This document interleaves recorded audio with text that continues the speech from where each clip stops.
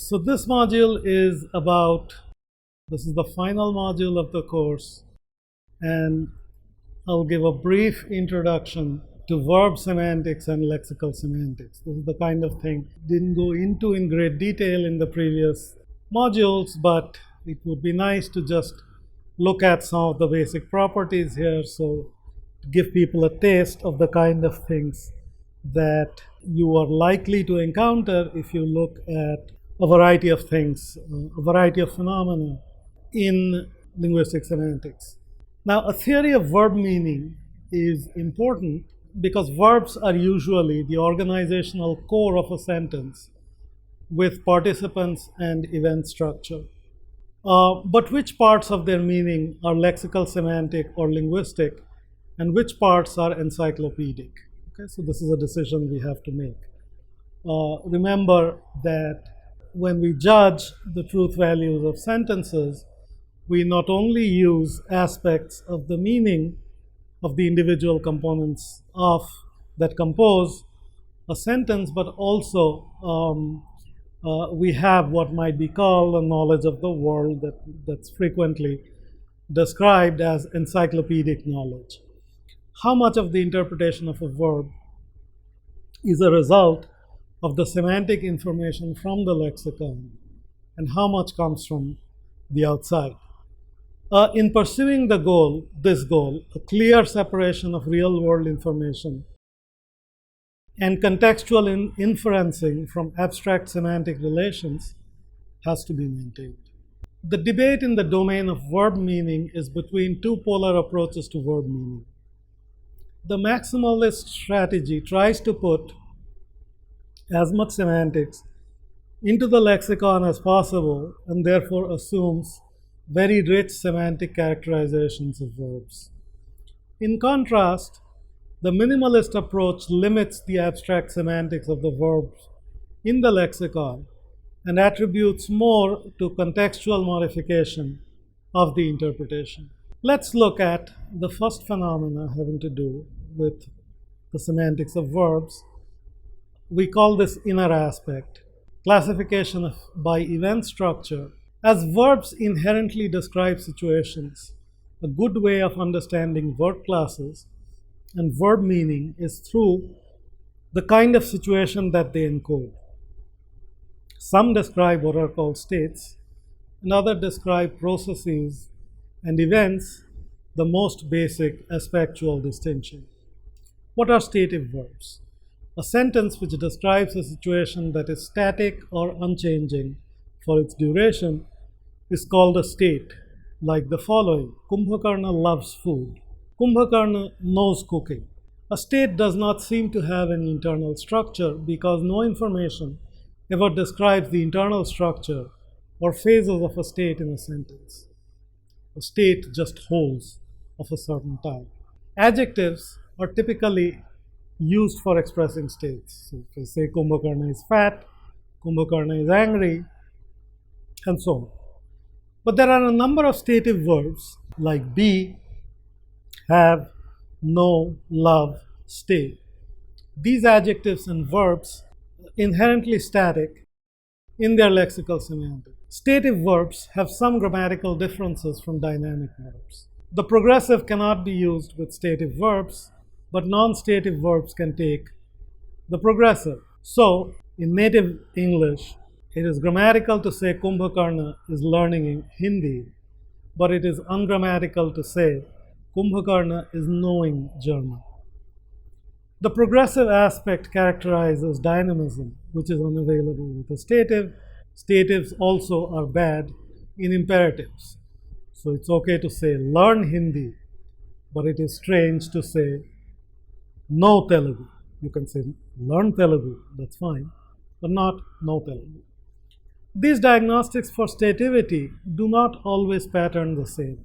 Some verbs behave like statives with one of them and non-statives with the other. So Kumbhakarna was remaining asleep in spite of all the noise is ungrammatical. Remain in your seats as an imperative is fine. Also, some verbs have stative as well as non-stative interpretations. Kumbhakarna has a beautiful chariot, a grammatical sentence. Kumbhakarna is having a beautiful chariot. Ungrammatical sentence. Kumbhakarna is having a lot of trouble dieting. Good sentence. Kumbhakarna is having an ice cream.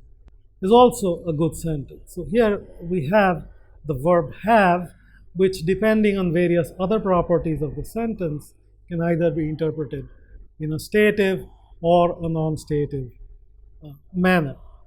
Dynamic verbs. Verbs which describe situations with a structure of change are called dynamic verbs. They imply action, and this has internal temporal structure, a beginning, a middle, and an end, called lexical aspect or Aktionsart, German terminology, to which various linguistic properties are sensitive. Dynamic verbs can be divided into two aspectual axes, duration and endpoint, into various subclasses based on their temporal contour, durative punctual nature, and telic or atelic nature. Durative verbs. Durative verbs describe those events which take time. These can be further subdivided into activities and accomplishments. Activities. Verbs that describe events that take time but have no inherent endpoint are called activities, and they can go on indefinitely, barring real-world limitations. Kumbhakarna slept, Kumbhakarna ran, and so on. These are also called unbounded or atelic verbs. They can be modified by the phrase for an hour, but not by the phrase in an hour, keeping aside the time taken for the activity to begin interpretation and thus concentrating on the duration of the event interpretation. So it's grammatical to say Kumbhakarna slept for an hour, but it's ungrammatical to say Kumbhakarna slept in an hour. Accomplishments. Verbs which describe events that take time and have an inherent endpoint are called accomplishments. The endpoint or telos produces a result state. Kumbhakarna built the fort. Kumbhakarna cleaned his chariot. These are a kind of bounded or telic verbs. They can be modified by the phrase for an hour and also by the phrase in an hour. Kumbhakarna built the fort in an hour. Kumbhakarna built the fort for an hour. Punctual verbs. Punctual verbs describe an event that seems so instantaneous that it does not take any time. The linguistic system is not sensitive to their internal structure. These can be further subdivided into semalfactives and achievements. Semalfactives are atelic punctual verbs without an endpoint. Kumbhakarna hopped, Kumbhakarna winked. They also have the property of being iterated easily. Achievements are telic punctual verbs with a transition to a result state. Kumbhakarna broke the mace. Kumbhakarna arrived at the battlefield. Kumbhakarna noticed the food. They cannot be modified by the phrase for an hour, but they can be modified by the phrase in an hour. Kumbhakarna broke the mace in a minute. It's a grammatical sentence. Kumbhakarna broke the mace for a minute is a non-grammatical sentence. It is possible to describe a feature breakdown of aspectual classes in the following way. This follows the work of the linguist Olson, which has the following makeup. You have dynamic, durative, telic predicates. There are a variety of properties that these predicates have that they get plus or minus values for. And these are whether they're a temporary state or a permanent state, whether they're activity or accomplishment, whether they're achievement, semalfactive, and so on. You see the pluses and minuses in the chart that you will see right now. Now, the semantics of verbs can also be classified by their participles. These are called semantic roles. If a verb's meaning determines its argument realization choices, examining verbs with shared or overlapping features Overlapping patterns of argument structure provides a way of identifying the linguistic components of the core of these verbs. Verbs assign semantic roles to other parts of the sentence that are participants in the situation described by the verb. These are called thematic roles. A list of basic thematic roles are the following. Agent, the initiator of some action capable of acting with volition. When Kumbhakarna ate the sambar, Kumbhakarna is the agent. Patient, the entity undergoing the effect of some action, often undergoing some change of state. Kumbhakarna broke the bed. The bed is the patient. It is affected by the act of breaking. Theme. A theme is that entity which is moved by an action or whose location is described. Kumbhakarna shot the arrow. Okay. The arrow is the theme. Experiencer. The entity which is aware of the action or state described by the predicate, but which is not in control of the action or state. Kumbhakarna saw the feast. Kumbhakarna here is the experiencer of the event of seeing. Beneficiary, the entity for whose benefit the action was performed. Kumbhakarna fought for his brother. His brother is the beneficiary in this sentence. Instrument, the means by which an action is performed or something comes about. Kumbhakarna wrote him memoirs with a quill. With a quill is the instrument. Goal, the entity towards which something moves, either literally or metaphorically. If I say Kumbhakarna walked to the palace is the goal. Source, the entity from which something moves, either literally or metaphorically. The monkeys ran from Kumbhakarna. From Kumbhakarna here is the source. Chomsky, 1981, the Lectures on Government and Binding, proposed what became known as the Theta Criterion, that there must be a one-to-one correspondence between noun phrases and thematic roles. Jackendorf, 1990, built the idea that one participant can fulfill more than one role in a sentence into a theory of tiers of thematic roles. So his proposal was the following.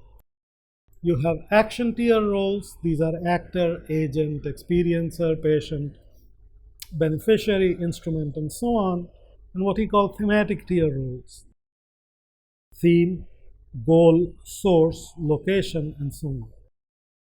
There's a particular mapping between grammatical relations and thematic roles. For example, there's a subject hierarchy of which theta role can be in this position. Agent is typically higher than recipient or beneficiary, which is higher than theme or patient, which is higher than instrumental, which is higher than the instrument, which is higher than the location, and so on. A language that allows a subject at one position on the hierarchy also allows a subject anywhere to the left on the hierarchy. Verbs have particular requirements for their thematic roles, and the lexicon specifies thematic roles associated with the argument of a verb. This listing of thematic roles is called the thematic role grid or the theta grid. For example, the theta grid or the thematic role grid of the verb put is what you see there between angled brackets, agent, theme, location.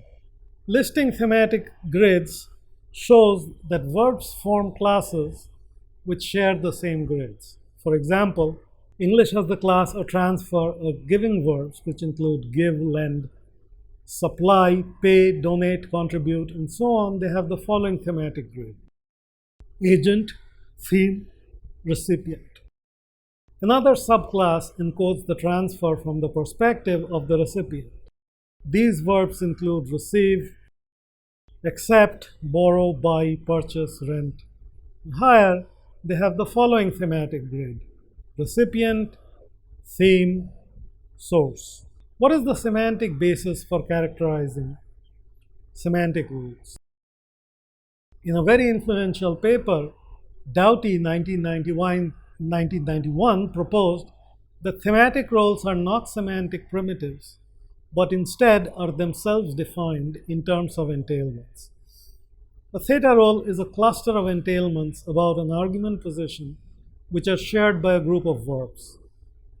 Understanding thematic roles in terms of clusters of entailments also solves the problem of variation and fuzziness in defining a thematic role that various authors have struggled with. Doughty proposes that they should not be viewed as discrete and bounded categories, but instead as prototypes with different degrees of membership. He proposes that there are essentially only two types of prototypes: the agent proto-role and the patient proto-role. The agent proto-role consists of volitional involvement in the event state, sentience and or perception, causing an event or change of state in another participant, movement relative to the position of another participant. Patient proto-roles are the following: undergo a change of state, incremental theme, causally affected by another participant, stationary relative to the movement of another participant, and so on. Some arguments show more of the entailments than others.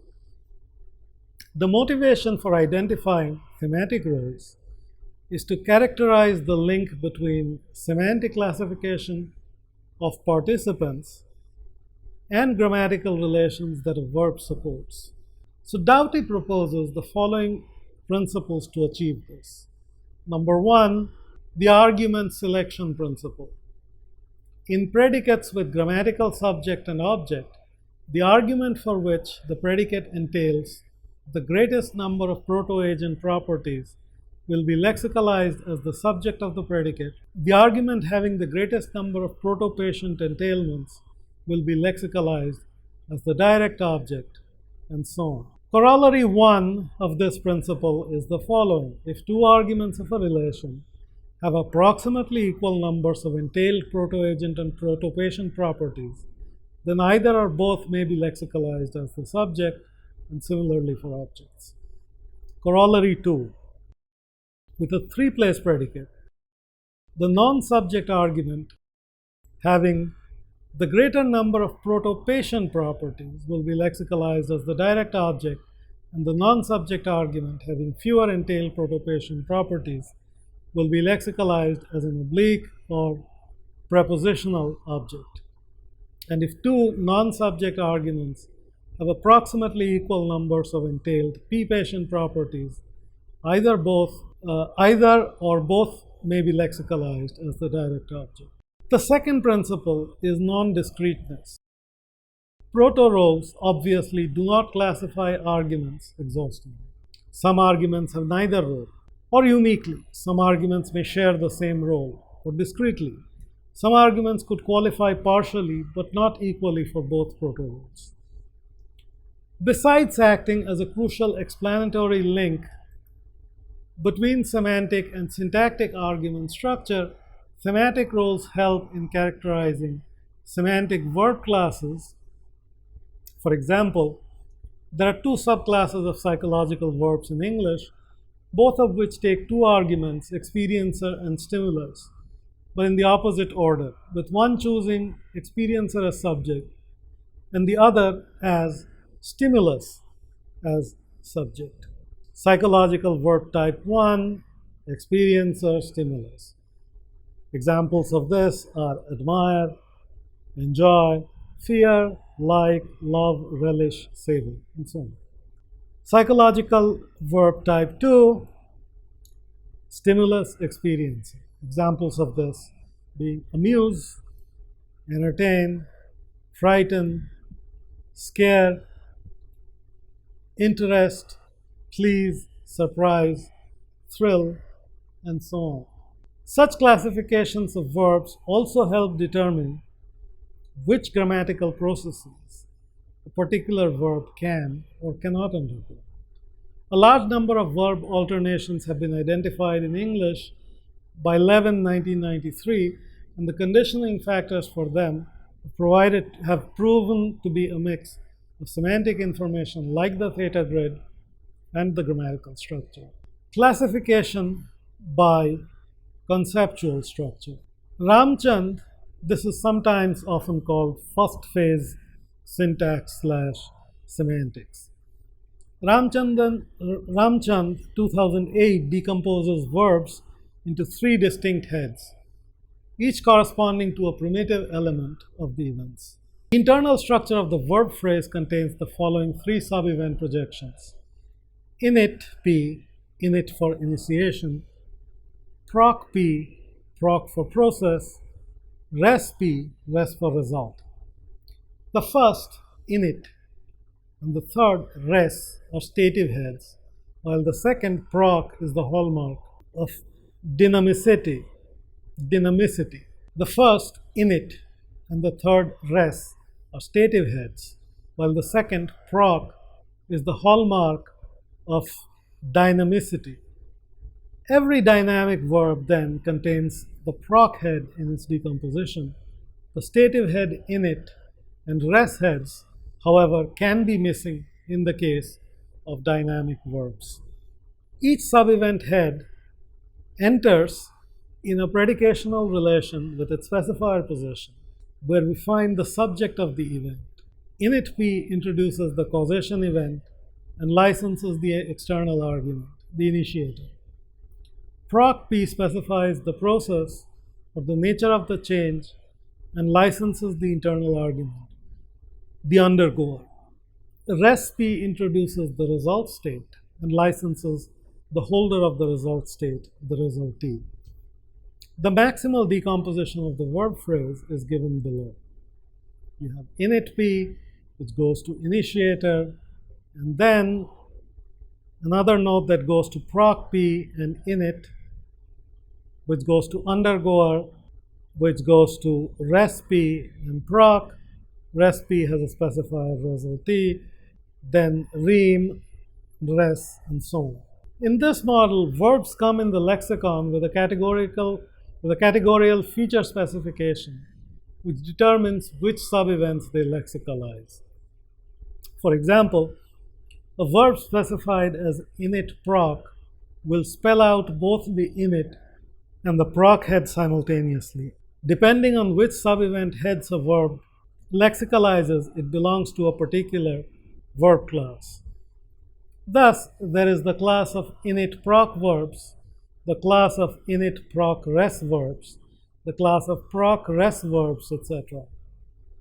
If we are to connect these classes to the traditional aspectual classes, then activities are characterized by the features init, proc, or only proc. Achievement verbs are specified as init proc res or proc res. Statives have only the feature init, etc. When it comes to argument structure, unergatives are verbs that are specified with the feature init, while unaccusatives lack this feature. Composite roles arise when the same DP argument occupies two or more specifier positions. This happens when the DP raises from the specifier of a lower sub-event to the specifier of a higher sub-event head. In such cases, we have the roles of initiator undergoer, undergoer resultee, and initiator undergoer resultee. The first one arises when the same argument is the holder of the initial stage, the initiational stage, and undergoes the process or change, for example, the sole argument of the verb run. The second one arises when the same argument undergoes the process change specified by the proc head and holds the result state, for example, the direct object of break. The third one arises when the same argument initiates the event, undergoes the process / change, and is the holder of the result state. For example, the argument of arrive. The composite thematic roles of the participants in the event are encoded in the lexical entry of the verb. That is, the verb determines whether a certain DP will raise from one specifier to another or not. An event head can have not only another sub-event phrase as its complement, but also non-verbal material. DP, AP, PP, etc., occupying its complement position, called reem. Reems are not the subjects of events, but part of the description of the predicate. A DP in the reem position builds one joint predication with the verb. A DP in the specifier position of a sub-event head is a verbal argument. What conclusions do we draw from all of this?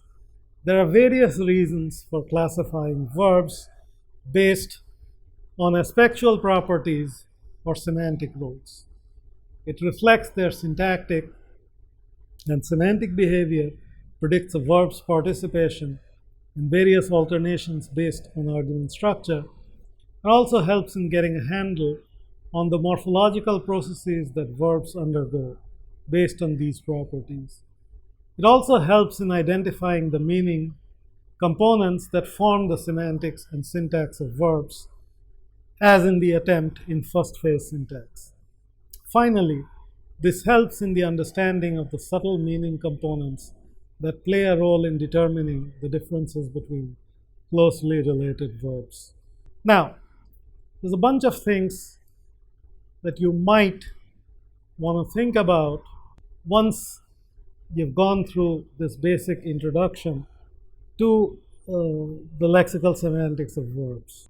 For example, here is a set of problems that you might want to take a look at.